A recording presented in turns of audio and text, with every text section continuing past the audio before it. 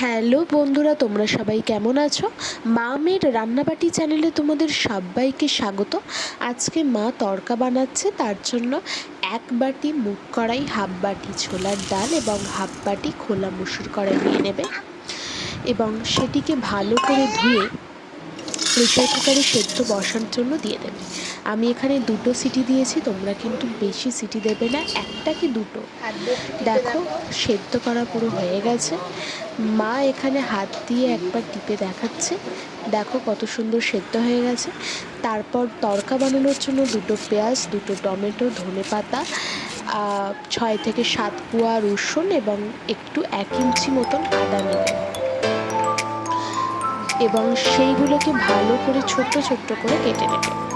বেশি বড় বড় কাটবে না, নাহলে মুখে পড়লে ভালো লাগবে না।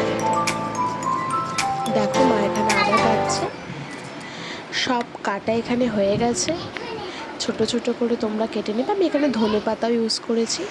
তারপর একটা কড়াইয়ের মধ্যে একটু সাদা তেল দেবে।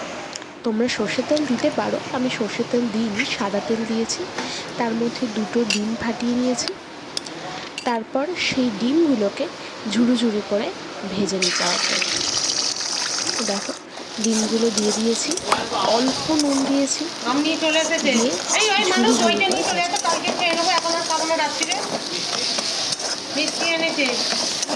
তোমরা কিন্তু এখানে বেশি ছোট ছোট করবে না, একটু বড় বড় রাখতে, মুখে পড়লে ভালো লাগবে। তারপর সেই তেলের মধ্যে অল্প জিরেটা লাল লাল করে ভাজা হয়ে গেলে তার মধ্যে দিয়ে দেবে তোমরা রসুন কুচি। একটু লাল লাল করে ভাজা হওয়ার পর দেবে। দেখো রসুনটাও একটু লাল লাল করে ভাজা হবে।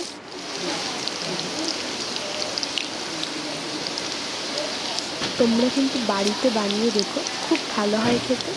তার মধ্যে আদা দিয়ে দেবে, তারপর কাঁচা লঙ্কা দেবে, দিয়ে ভালো করে আগে ভেজে নেবে। অনেক কম সময় কিন্তু এই রান্নাটা হয়ে যায় এবং অনেক সুস্বাদু হয় খেতে।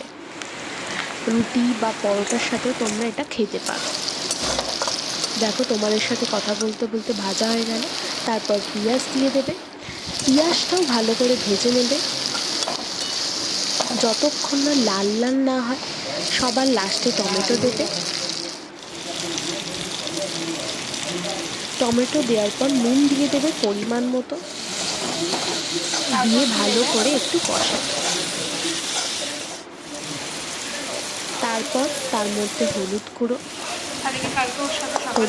দিয়ে ভালো করে মিশিয়ে নিতে হবে। তোমরা কিন্তু ভালো করে এটাকে কষাবে। দেখো তেল ছেড়ে আসছে, তোমরা দেখতেই পাচ্ছ। তারপর ওই যে সেদ্ধ করা কড়াইটা ছিল ওর মধ্যে দিয়ে দেবে, দিয়ে আবারও নাড়াচাড়া করবে। নাড়াচাড়া করে ভালো করে সব মিশিয়ে নেবে। নেওয়ার পর আমি এখানে গরম জল ইউজ করেছি, তোমরা কিন্তু এখানে উষ্ণ গরম জল ইউজ করবে। দেখো পরিমাণ মতো কিন্তু আস্তে আস্তে এবার জলটা দিয়ে দিতে হবে।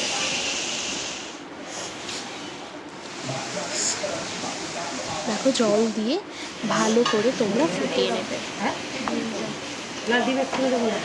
5 থেকে 10 মিনিট কিন্তু ফোটানোর পর তারপর ওই যে ঝুড়ো ডিমগুলো ভাজা ছিল সেটা দিয়ে দেবে। দেওয়ার পরও 5 থেকে 10 মিনিট ফোটাবে। কত সুন্দর লাগছে দেখো। তারপর আমি এখানে তড়কা মশলা ইউজ করেছি, তোমরা কিন্তু তড়কা মশলাটা অবশ্যই দেবে, খুব ভালো হয়, টেস্টটা খুব ভালো হয় খেতে। তারপর ওই কুচানো ধনেপাতাগুলো দিয়ে দিয়েছি। আমাদের কিন্তু এখানে তড়কা একদম রেডি হয়ে গেছে। দেখো কত সুন্দর এসেছে। ভালো লাগলে তোমরা অবশ্যই like, comment, share and subscribe করে দেবে।